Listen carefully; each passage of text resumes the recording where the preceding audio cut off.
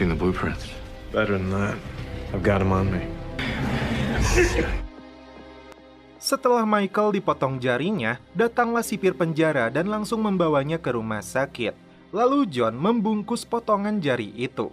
Karena John bekerja sama dengan Bellick, jadi dia tidak mendapat hukuman apapun. Kathy, I'm gonna need 10 cc's of Xylocaine. Michael pun mendapat pengobatan dari Sarah. Okay, let's take a look at you. Dan ketika Sarah berencana menindaklanjuti kasus ini, Bellick seperti menutupinya. We got taken care of. Di lapangan, Lincoln sangat marah dengan perlakuan John. Namun, Michael mempunyai rencana untuk mengajak John bergabung dalam pelarian ini.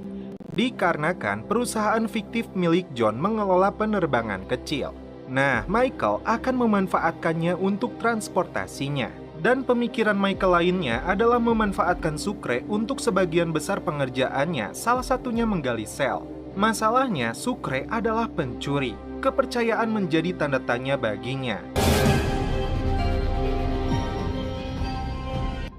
Di wartel penjara, Sucre sangat kecewa karena pacarnya Mary Cruz sedang jalan bersama pria lain bernama Hector. Hector? That's right. Lihatlah, Michael memang sudah merencanakan semua ini dengan matang. Setiap detail tato miliknya mempunyai arti tersendiri. Dan sekarang saatnya uji coba sel. Ternyata Michael memiliki sebuah handphone. Di ruangan perkakas, T-Bag meminta dibuatkan alat yang dapat menyiksa korbannya secara perlahan. I got that. Pria itu pun memberinya pisau yang bercabang. Poor sucker's guts are hanging right out of his stomach. Berpindah ke Michael yang mendapat kunjungan dari Veronica. Veronica berkata dia telah bertemu dengan Leticia Beris.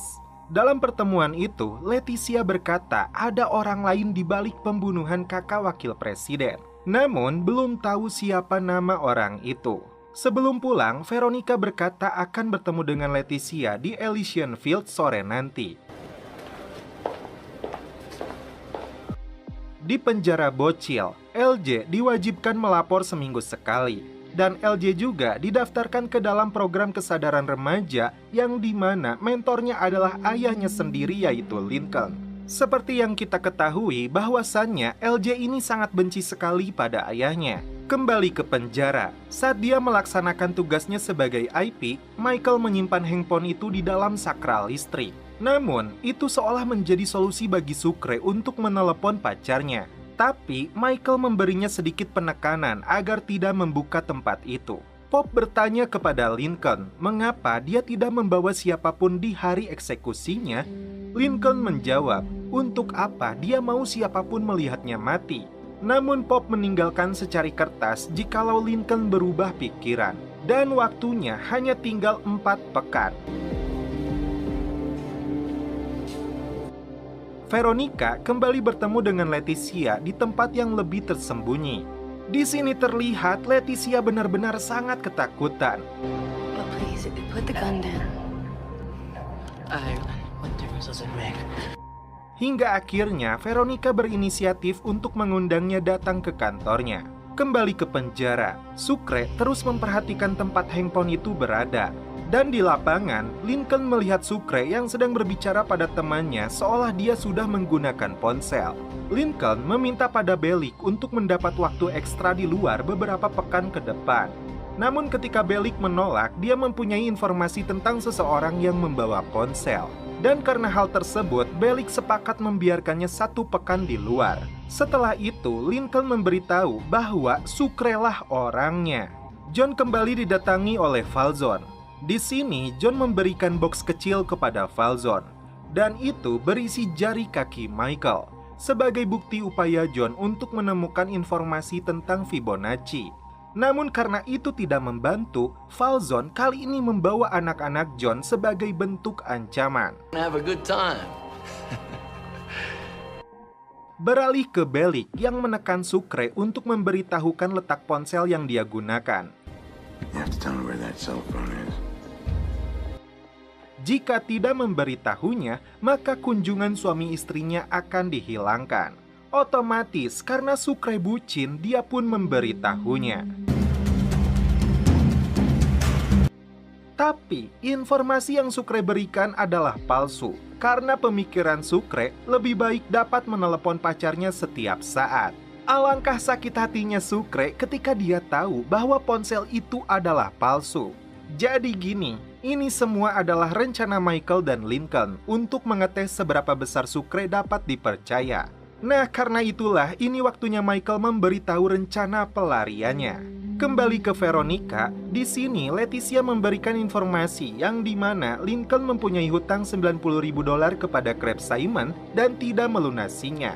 Akan tetapi, ada yang membayar hutang Lincoln kepada Simon. Nah, itulah permainan yang dilakukan oleh pelakunya. Leticia juga menceritakan tentang dua pas pampres itu yang menurutnya tidak bisa tersentuh. Belum selesai bercerita, Leticia pergi untuk merokok. Di rumah sakit penjara, setelah diobati kakinya, Sarah menawarkan Michael untuk pindah ke sel yang lebih aman. Namun Michael berkata, But I think I'd like to face the monsters on my own. Kembali ke Veronica yang didatangi oleh salah satu pas pampres itu yang bernama Kellerman. Dia menanyakan tentang salinan rekaman itu. Namun, karena Veronica seorang pengacara, dia tidak mudah dibohongi. Setelah Kellerman pergi, Veronica baru sadar bahwa Leticia dalam ancaman besar. Di selnya, John memperhatikan Michael. Sepertinya dia mempunyai rencana lain. Terlihat Sucre sedang berkemas untuk pindah sel karena dia tidak mau ikut serta dalam rencana pelarian ini. Michael mencoba mencegahnya. Namun Sucre tetap pada keputusannya. Lincoln didatangi oleh seorang pendeta yang rutin untuk memberinya pencerahan. What's the last image you want to take with you? Saat jam makan tiba, T-Bag sudah standby dengan pisaunya untuk menikam Michael. Namun tak diduga, John datang mencegahnya.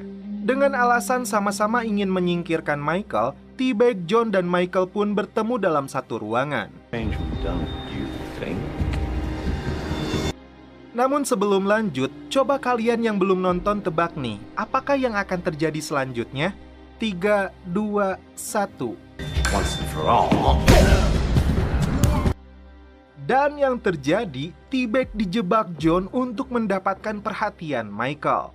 Jadi si John itu berpikir ketika tidak dapat informasi yang dia butuhkan dengan kekerasan, maka bentuk perhatian yang dibutuhkan. Lanjut, John menanyakan apa yang Michael butuhkan. Michael langsung to the point. John beri pesawat, maka Michael akan beri Fibonacci-nya. Nah, di sini John harus segera keluar sebelum Fibonacci itu bersaksi waktunya 1 bulan lagi. LJ akhirnya berkunjung lagi ke penjara. Namun kali ini, sepertinya dia sudah menerima Lincoln sebagai ayahnya. Adegan yang sangat menyentuh menurut saya di sini, yang dimana seorang ayah yang akan menerima hukuman mati harus terhalangi jeruji besi untuk berbicara hati ke hati. Yeah, I gotta say, I'm not really following what you're saying. Blood. Family. You.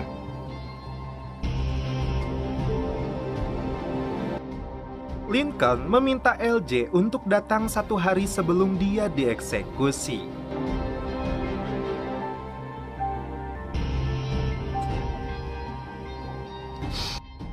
Kembali ke Veronica yang bertemu dengan Sebastian tunangannya.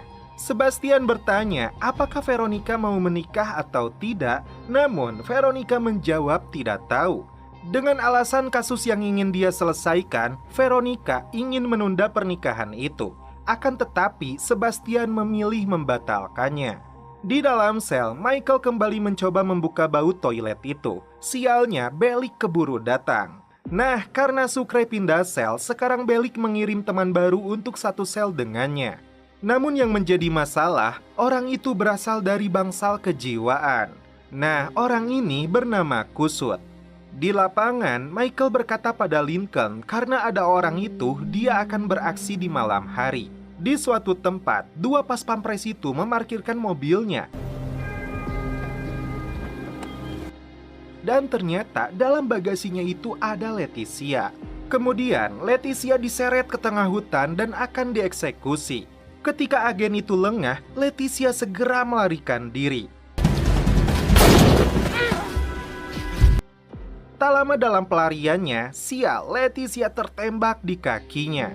Sepertinya agen yang satu ini berbeda dengan Kellerman. Dia sempat ragu dalam menembak, hingga akhirnya Kellerman datang membunuhnya. Berbicara soal karakter, perlu diingat dari sini bahwa Kellerman betul-betul sang eksekutor, dan Daniel masih butuh pertimbangan untuk membunuh orang. Di malam hari, Michael akan mulai beraksi. Namun tak diduga, si kusut ini mengidap lesi neuroanatomik, yang artinya dia seperti ikan tidak tidur sama sekali. Dan film pun berlanjut ke episode 4. Lincoln yang sedang tidur digeruduk oleh Bellick. Sambil berteriak waktunya sebulan lagi, dia diseret ke kursi eksekusi. Dan ini yang terjadi selanjutnya. Tenang, itu hanyalah sebuah mimpi.